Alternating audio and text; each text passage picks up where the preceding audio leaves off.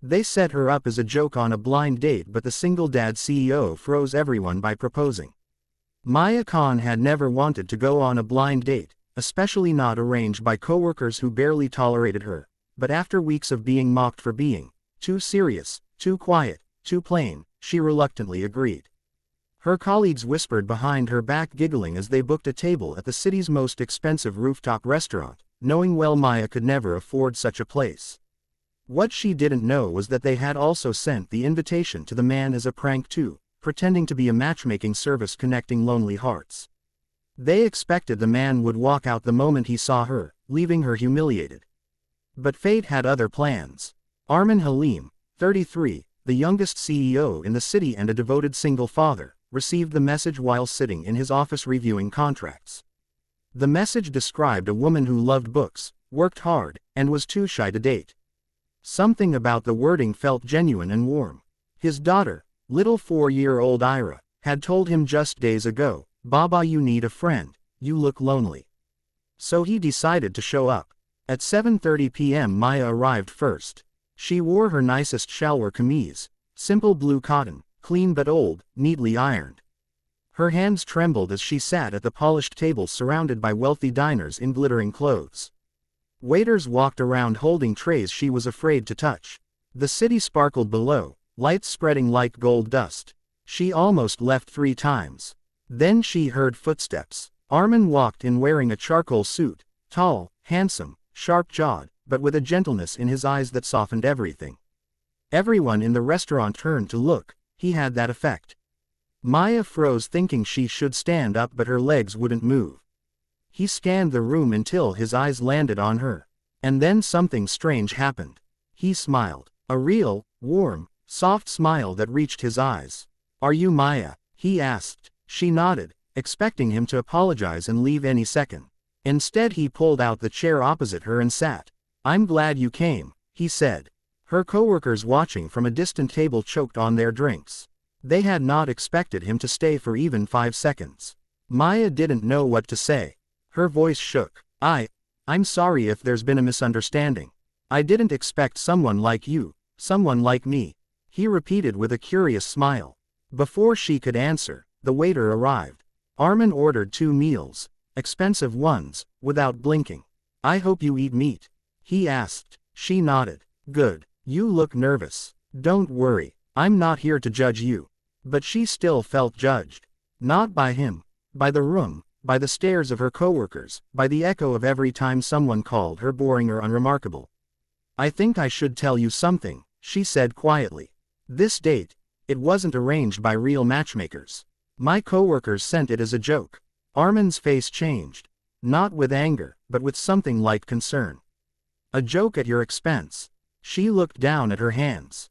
"It's fine. I shouldn't have come." "Wait." His voice softened. "Did you want to come?"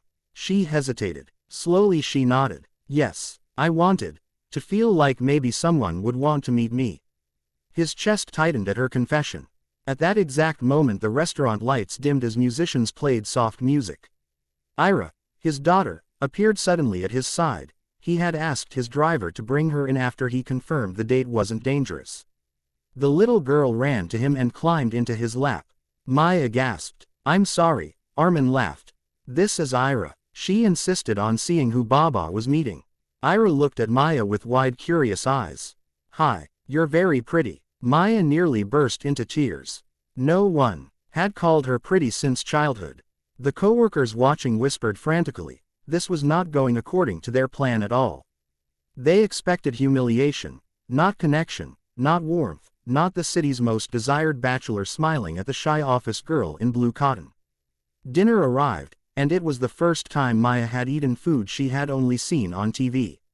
Arman noticed she wasn't touching much. "You don't like it?" "No, I do. I'm just not used to such places." "Then someday we'll choose a place you're comfortable with," he said casually. She froze. "Someday. If you'd like to meet again." Her coworkers almost fell out of their seats. Maya blinked. "Why? I mean, I'm nothing special." He shook his head firmly. "Don't ever say that again." His voice was so gentle, yet so sure, that she felt a strange warmth bloom in her chest. As dinner went on, They talked about work, life, dreams, fears. Maya didn't realize how much she had laughed until Ira said, "Baba, she laughs like sunshine." Maya blushed. "Thank you, sweetheart." At one point, Armin excused himself to answer a call. Maya remained with little Ira, who showed her drawings from her tiny backpack, clouds and houses and one drawing labeled, "Baba plus me plus." Maya asked, "What's the question mark?" Ira smiled shyly. "That's someone who will love us." Maya's heart cracked. "You are such a sweet girl. Do you love Baba?" Ira asked suddenly. Maya choked. "We just met, but you smiled at him. Ladies only smile like that when they like someone." Maya covered her face. Oh no. When Armin returned, he found the two of them giggling like old friends. Something inside him shifted. This scene, the simplicity, the softness, felt like something he had been missing for years. Then the coworkers approached, pretending to act casual. "So Maya," one said loudly, "is he staying out of pity or because he thinks you're funny?" Another giggled, "Maybe he hasn't realized she's the office charity project."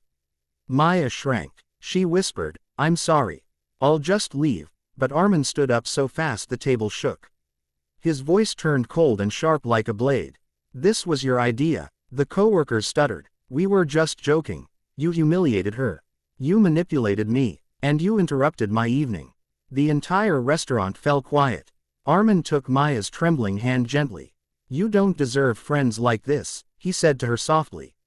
"You deserve respect. You deserve kindness." Maya blinked back tears. "I'm really sorry this happened. I shouldn't have been here." He stepped closer. "You should've. Because I'm glad I met you." Her coworkers scoffed loudly. "What, are you going to marry her now?" And that was the moment the world stopped. Armin looked at Maya, really looked. Her soft eyes, her quiet grace, the way she held Ira like she mattered. Then he turned to everyone watching. "Actually," he said calmly, "yes." Gasps echoed through the restaurant. Maya couldn't breathe. "Armin, what are you saying?" "I'm saying I don't want this night to end," he whispered. "I'm saying I want you in my life. You're gentle, real, kind, and Ira already adores you." He stepped closer, his voice quiet enough for her alone. "I know this is sudden. But when you know, you know. And I know I want a life where your smile is the first thing I see every morning." Tears filled Maya's eyes. "I'm no one special. You are to me," he said. Then, in front of everyone, including the coworkers who started this night to embarrass her, Armin knelt on one knee. The restaurant erupted in shocked whispers. Maya covered her mouth. "Armin, please. People are watching." "Good," he said softly. "Let them remember the night the shy girl they mocked became my future." He held her hand gently. "Maya Khan, will you marry me?" Her world spun. She thought of every humiliation, every lonely night, every time she wished someone would see her. Really see her. And here he was, seeing everything, wanting everything. She whispered, "Yes." Iris squealed and threw her tiny arms around Maya's waist. The restaurant erupted into applause. Her coworkers were speechless, some jealous, some ashamed, all stunned. Armin stood and cupped Maya's face tenderly. "From now on, no one will ever make you feel small again." She whispered, "You changed my life in one night." "No," he smiled, "you changed mine." And as they walked out, Ira holding Maya's hand, Armin's arm protectively around her, the entire city below shimmered, as if celebrating the love story that had begun with a cruel joke but ended with a proposal that made the whole world stop.